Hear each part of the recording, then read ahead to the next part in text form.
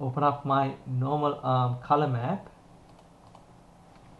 then go to my specular map folder. This is the displacement map that I have created. See, this is the displacement map.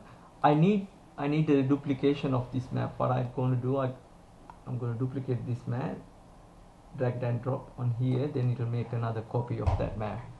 Then get that one and drag it, that duplication, drop it onto your color channel.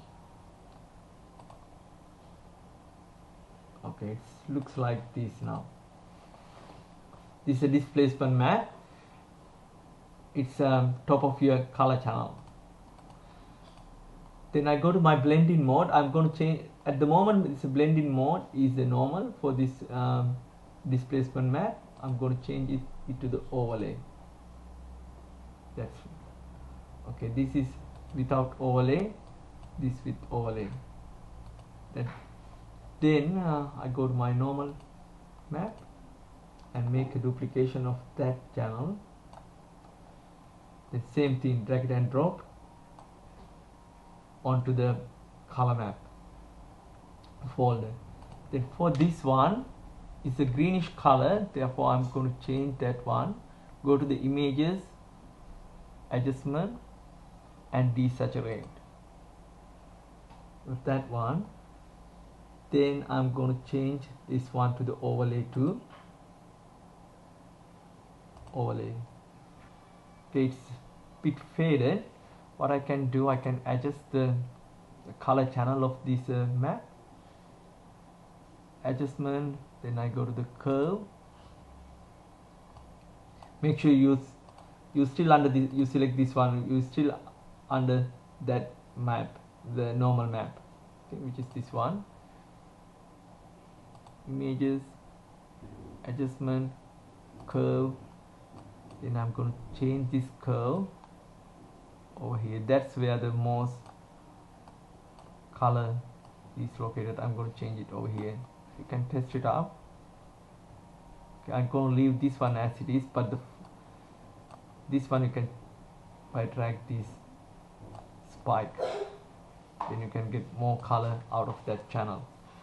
Then I'm going to press OK.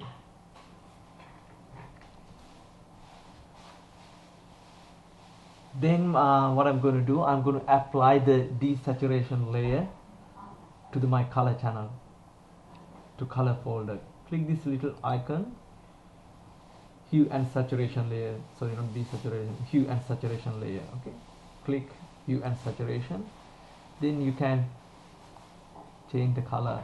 You can increase the saturation by adjusting this channel, and you can change the hue or the lightness. I want to get a little bit dark color. It's really up to you what you want to do. Okay, I'm happy with that. Then let's see what would happen. Okay, that's all I'm going to do with my to my color channel. Okay, it's really up to you what you want to achieve. You don't have to confine with the things that I am showing you. More than welcome to test any other blending modes and what you can do with that. For this one, what I'll do, I can export now. Make sure you export in the color channel. Make sure other channels are turned off.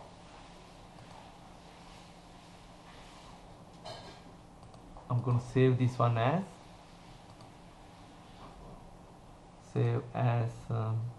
JPEG. I'm going to name this one as final barrel CL for color. Final barrel. I saved that one. That's good. I'm going to turn this one off. Now I'll move to my specular channel. What I can do with the specular channel, make sure your specular, this is the specular map that I created in the mud box. That should be the bottom one, the last one. Then the next two you can lay it down way that you want to. What I'm going to do, I'm going to change this one to the first. This is the my cavity map. I'm working on the cavity map. Change the blended mode to the multiplier. Okay. Then as soon as you change the multiplier, you can see the map which is underneath that layer. Then I go to my displacement map. I'll change that one to the multiplier too. Change it to the overlay. Oh, I'm in the wrong map, that's why. Multiply. Change the first one to the multiply. Okay, that's what you can achieve. Or you can change it to the soft light. Yeah, maybe to the soft light. Please test it up, and it's really up to you what are the blending modes that you want to use. See, this white color gets shinier, the dark color not get shiny. Then I'm going to save this my specular map channel.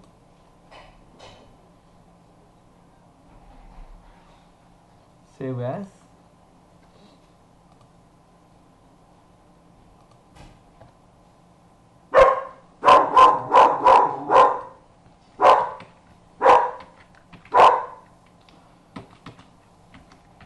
Spec.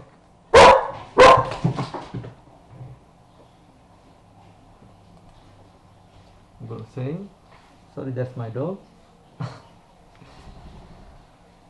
I save that one. Then I wouldn't do anything for my normal map. I'll leave it as it is. Save as the normal map.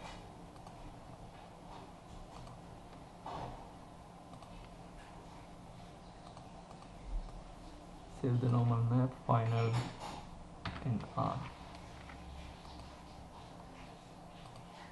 Okay, let's go to the 3ds Max and apply those maps. Okay, this is the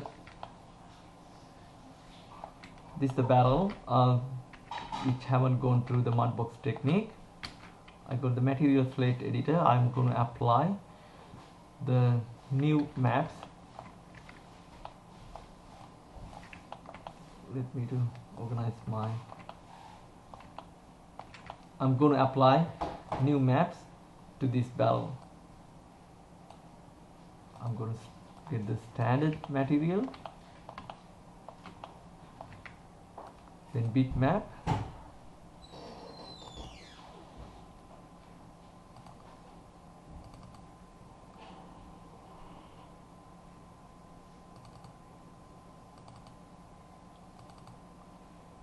the final color, which is this one. I'm going to connect that one to the diffuse color. Assign material to selection, showing on a viewport. Now you can see I got most out of that map. That's pretty good.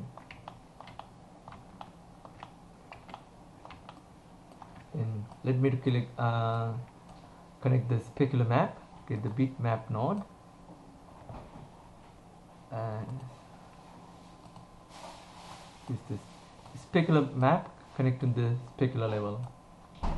Once you connect to the specular level, make sure you increase the specular level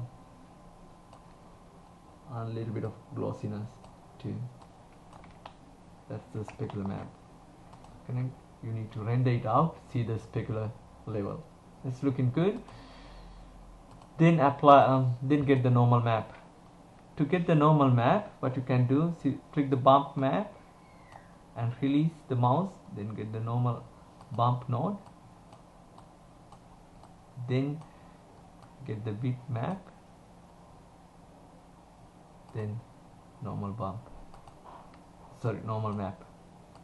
Then connect that normal map to the normal node. Once you're done, double click this top of the hierarchy and go to the maps and increase the map.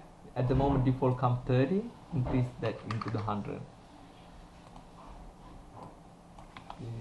Once you render, you will be able to see bumps are coming up, right?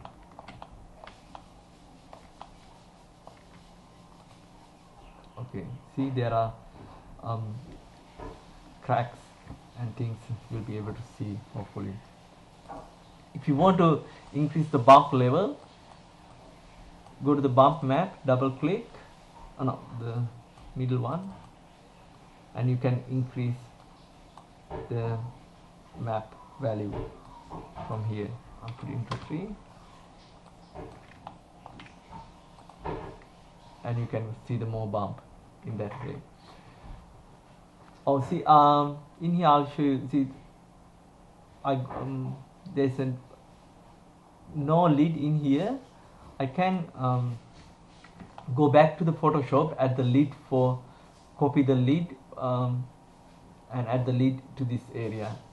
What I'm going to do, go to the Photoshop.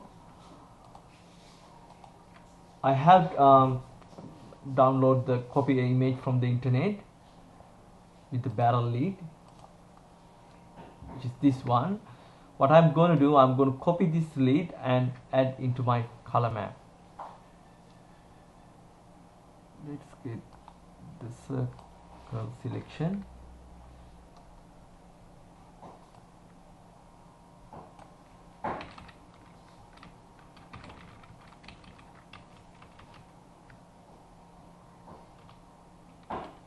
Okay, Control C to copy, then go back to my working file. I'm going to turn off the other map. I'm going to turn on the normal map and create the new layer. It should be over here.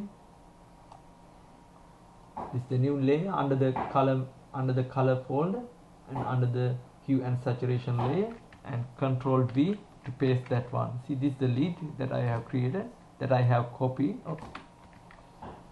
Make sure you click. Keep jumping off. Auto selection. I'm going to turn off the auto selection. Then Control T to scale that lid.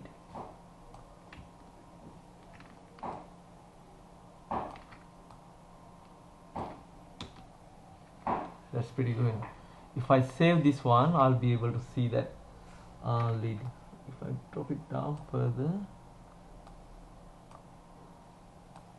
I'll leave it over there. Then if you want to add the shadows and stuff, you create another layer, and you can get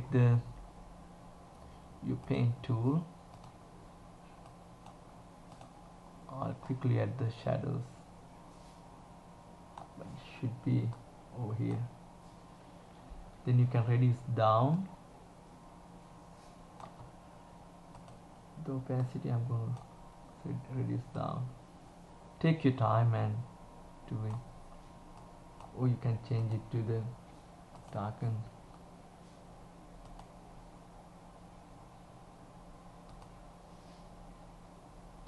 I'm changing the blending mode, soft light.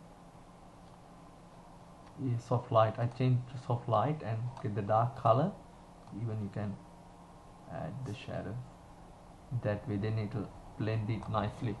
Okay, you can use a lot of Photoshop techniques to enhance this texture. Okay, then I'm going to save this one as save as. My final color layer, which is this one. I'm going to save that. Then go back to the 3ds Max.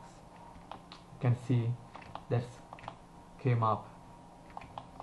Okay, that's pretty good, guys. See, that's how you can enhance the texture within a use with the Photoshop techniques. I hope you guys will find valuable. Cheers.